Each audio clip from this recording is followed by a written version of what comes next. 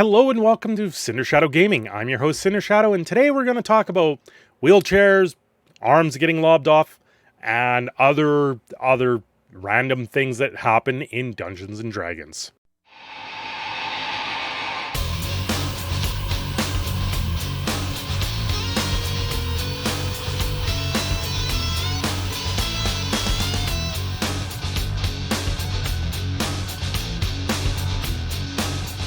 Well, I was reading this, and there's a lot here that I've got to unpack. It's all honesty. There's too much here. Okay, first thing first. So everyone that is aware of, that is watching this video and listening to me, I am not looking to marginalize anyone.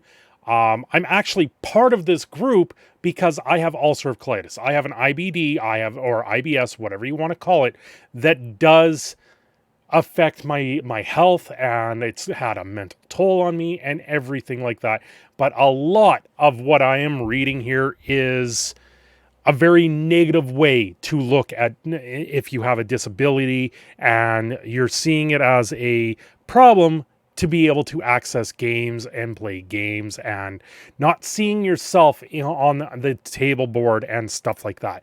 There is a way better way of looking at this. And honestly, if you're using, when you sit there and use it as a crutch, it doesn't get you anywhere. It just brings you more down and makes you want to be worse off. It's not what it's supposed to be. Anyway, to get into this without the disclaimer and all this other stuff, I am not doing this to rag on anybody. Do not send any hate anyone's way. This is absolutely the wrong way to be approaching video games, tabletop games, and everything like that now, from a standpoint of having to be, if you want to consider it a disability. I don't consider my disease a disability. I consider it as something that sucks. I don't like it, and I do everything in my power to try and fight it off and do what I can. But I know at some point in my life it does flare up and cause more issues, and ultimately there's a lot here. I read most of this and I was like, I gotta speak about this because I just don't see this. I don't understand this way of thinking. It is ultimately a wrong way of thinking, and it's not going to change things in a positive light because it's going to bring a very negative, stereotypical way of bringing these games down, and that's not what they're for. Games are meant for escapism. They're meant to be in a way where you can not worry about your actual everyday life woes or everything like that. They're fantasy. They're things done in your head. They're a way to escape the bad stuff in the world. And if you want to bring the bad stuff into your game, that's your choice. But by demanding companies like Wizards of the Coast bring that bad stuff in there when it's up to the dungeons master or the storyteller to do so, it's a bad way of looking at things. And honestly, the more creative you get with these games, the better off you will be. And if you don't use the hand that's dealt in this case against yourself, then you're better off. And it sucks. I know, it really does suck. There are some days I wish I didn't have this disease. But ultimately, I don't see it as a problem when it comes to playing D&D, when it comes to trying to work, when it comes to just living my life. Always living in a sense of fear and frustration and having these doors close in front of you is not a way to do things in the world. You want to open those doors, and this doesn't open those doors. This is closing them off. Dungeons and disabilities. Can tabletop RPGs redeem their problematic portrayal of disability? When including more diverse representation, disabled people continue to be excluded at alarming rates. No, They're not. This is done by Gabriel Liao. This was written on May 26, 2021. Got an image here from Wizards of the Coast. When I played Dungeons and Dragons as a teenager in the late 90s, one of our fears was becoming disabled. What? One of your fears was becoming disabled in playing Dungeons and Dragons.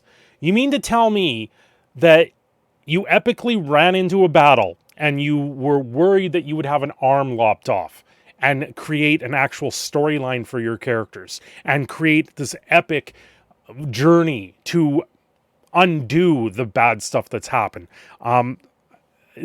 Like, you start this story off at the negative pace, and that is not the way to do it. Like, you want a story, you want a hero story, start it off with you're looking to become famous, and you're looking for treasure. You're looking for stuff to boost up your character, not, oh my god, I might have something happen to my character and suddenly it becomes disabled. No, this is not how you even start a story.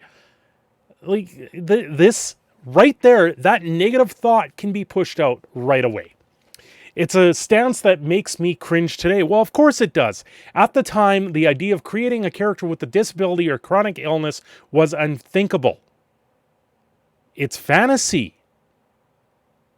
Do you really want...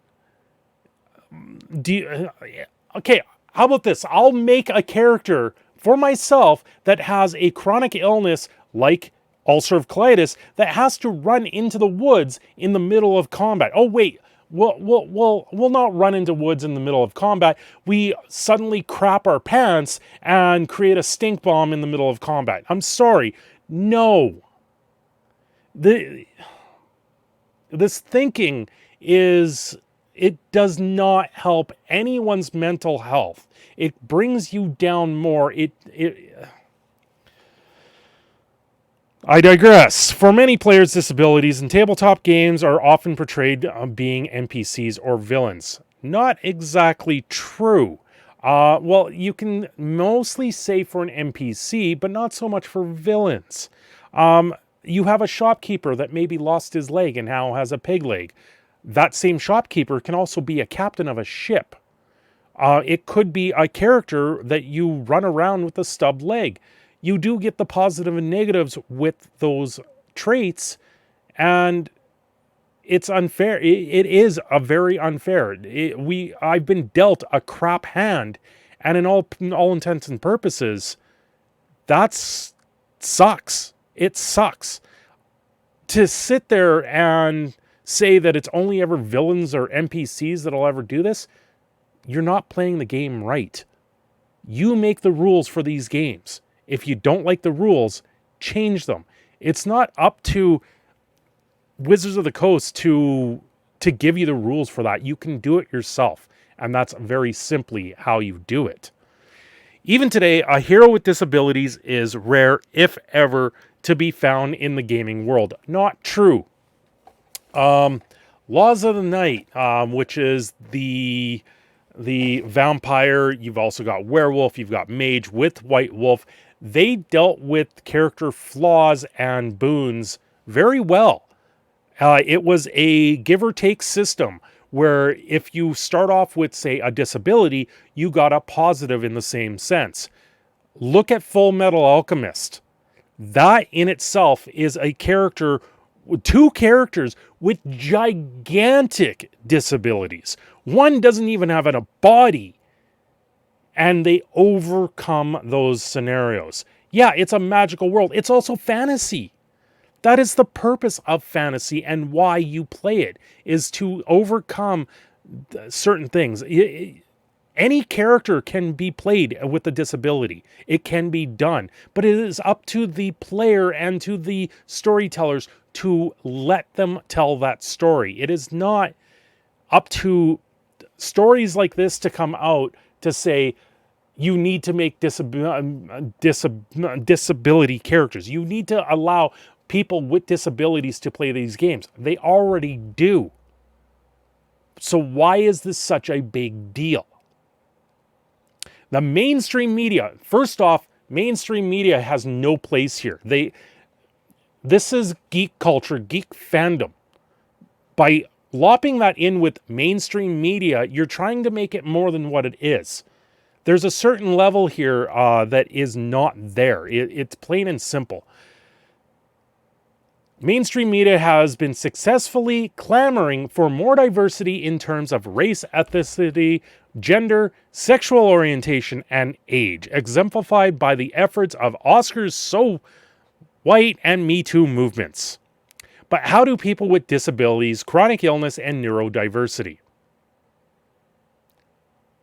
Seriously, you're equating this to mainstream media's push to label everything. That is the biggest problem here in the world. The biggest problem in these games and these spaces and everything like that. You want to put a label on it when you don't need to. You want to keep these things simple. Plain and simple. You want to empower people that have a disability. Allow them to play the game the way they want to. By making these big giant pushes, it's not good. State University of New York professor Shelley Jensen Jones, PhD, studies tabletop with a focus on Dungeons and Dragons. I think gaming is a subset of mainstream media and therefore relies on or is influenced by sociotic trends and standards. Really? Really? Gaming is now a mainstream media thing. Gaming is mainstream entertainment, but when you look at Dungeons and Dragons, not everyone plays Dungeons and Dragons. More people will play a video game over doing a tabletop role-playing game. There is so many different types of tabletop games and live-action role-playing games. If one doesn't suit the way you want to play it, move on to a different one. Tabletop gaming has been around for... When was D&D created? This is back in the 60s? We had Rifts before that, which was a D20 system that has now been adopted by the current Dungeons and Dragons games. And Pathfinder. It's been here for so long now. By you equating that mainstream media is making this push into the geek and gaming culture, it's absolutely absurd. In 2018, Jones published an article, Blinded by the Role, the critical fail of disability in D&D. I'm not even going to get into that because, in all honesty, this is just a narrative that is being pushed, and it is false. You cannot simply sit there and beat yourself down when it's wide open. Gaming and D&D, it's all been open for a very, very long time. We went through with R.A. Salvador and the Drizzt stories and how things were talked about with Drizzt. At one point, he gets a mask, and it's a magical mask that changes his appearance. And R.A. Salvador wrote it in such a way where Drizzt gets rid of the mask. He says, I don't need this. I am going to be who I am, and there is no reason why I need to hide myself. And that is a giant leap forward in that type of storytelling. And that was the storytelling that really inspired me to read more of Drizzt. It was what actually led me down the path to really read it. And it is something that it pushes it out there and everything like that. There is this big push with the narratives of these diversity stuff, with D&D, with gaming in particular, and they say that the drow are evil because they're equated to a racial difference from a drow to a wood elf, and that is part of the way that their society is raised. Now, the drow are raised to be evil in such a way that they actually worship an evil god, and it wasn't so much that they happened to have a different skin color, that was what they were raised to be. It's not, we're trying not to equate this as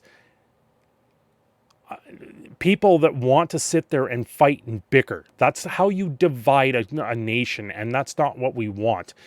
Drizzt stood forward. He came forward, and he is the exception to the rest of the drow that were raised to be evil.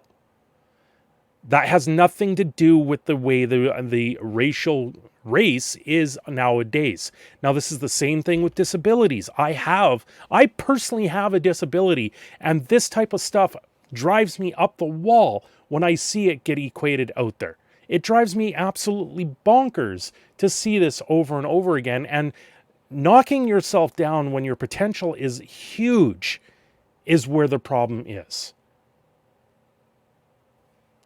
There's just so much there that this type of putting it out there, yeah, it's great for talking points, but when you demand that companies change the way they do things to suit the needs of others, like further on down in this article is quite long. I'm not going to go through the whole thing, but they go into the combat wheelchair. The combat wheelchair, you know, the thing that was made in Wild Wild West with Will Smith and that movie. They really do bring that into account. And now there's a dwarf in a combat wheelchair that sits there and fights.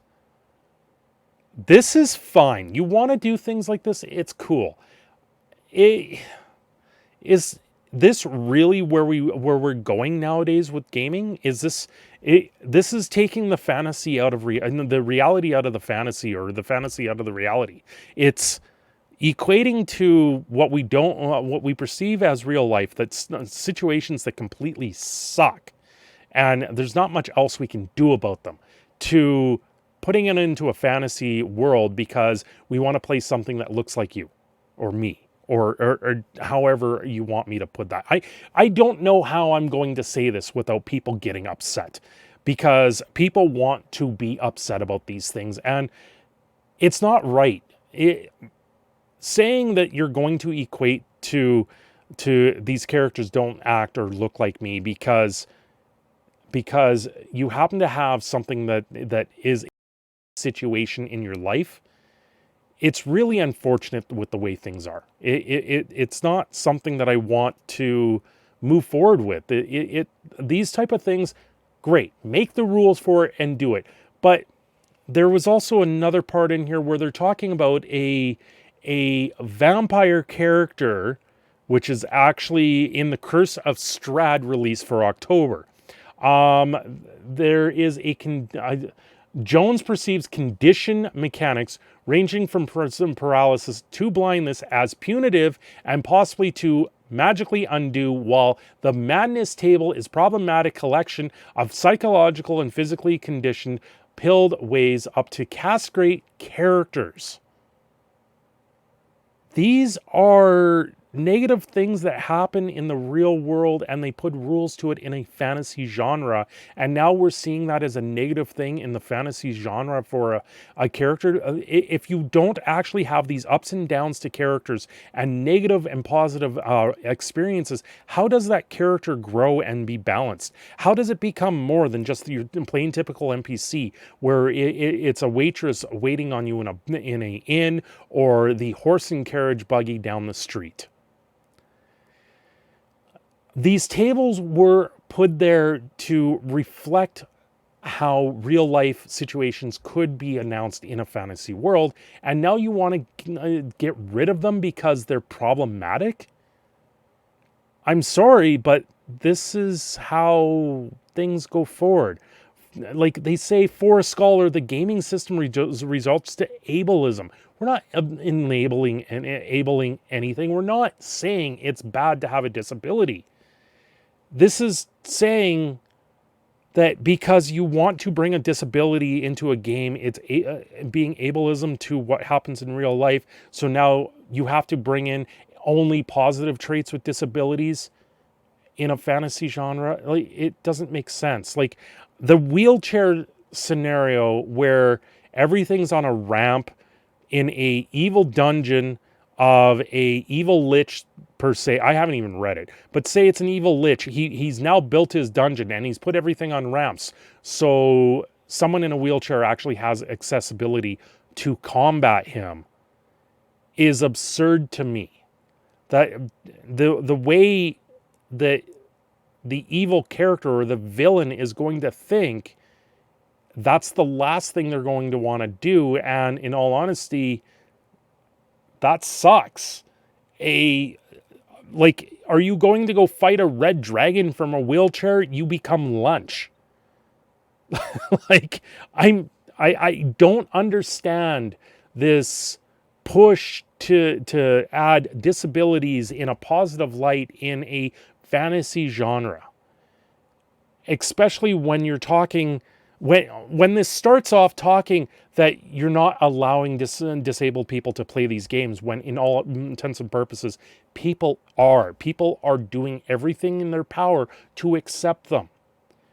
And then suddenly we putting into these D&D games and talking about characters and problematic stuff, that sucks, but it's part of the game. It's part of the experience. Once again, my point to the beginning, you get your arm lopped off. Don't you want to go on an epic battle or epic quest to try and either build a new arm or make something that's unique and fantasy-like? I really do draw to Full Metal Alchemist with the auto mail that they put in there. That is one of the genres and one of the shows where you've got two disabled characters that overcome the disabilities through mechanical and magical means, and it makes such a cool storyline. But then they do have negative stuff. There's their mental health. Everything affects that. Everything affects me daily. When I have a flare-up with my system and stuff like that, I go through turmoil. I have to sit there and get tested. I have to go into the hospital at least once a year and get a scope. Do you want to add that to my fantasy game? Why? I don't want that in my fantasy game. I don't ever want to think about that. I get myself knocked out when I do things like that because I don't want to deal with the pain. Anyway, the whole thing with the Curse of Strahd, you've got a vampire hunter who lost one foot to a wolf bite. Uses an enhanced prosthetic.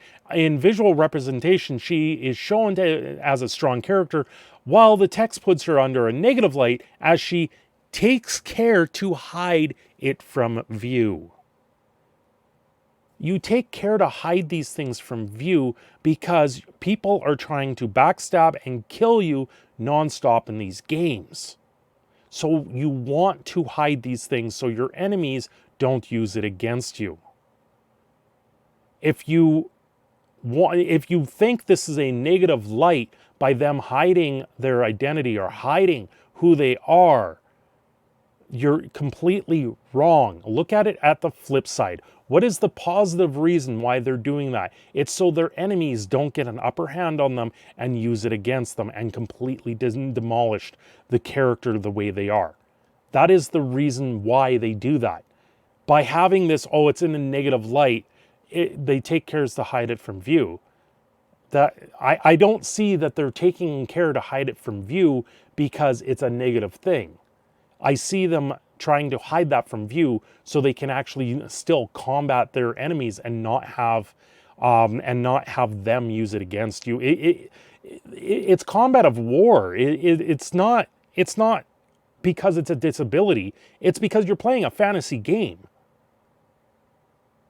This type of stuff, this type of talk, it's very hard to do. And I've had instances, I've even had a work incident here where I was running a sports store and I had a lady get dropped off near the sports store. They were in there, they were in a wheelchair and all this other stuff. And you have to sit there and go, okay, well, you know, you got to do what you got to do to try and assist them and everything like that. But I had an employee at the time have to take and rifle through their bag by their discretion to find the money for them to pay for items. And to me, that is not, that to me is something that should never have to put someone in that position.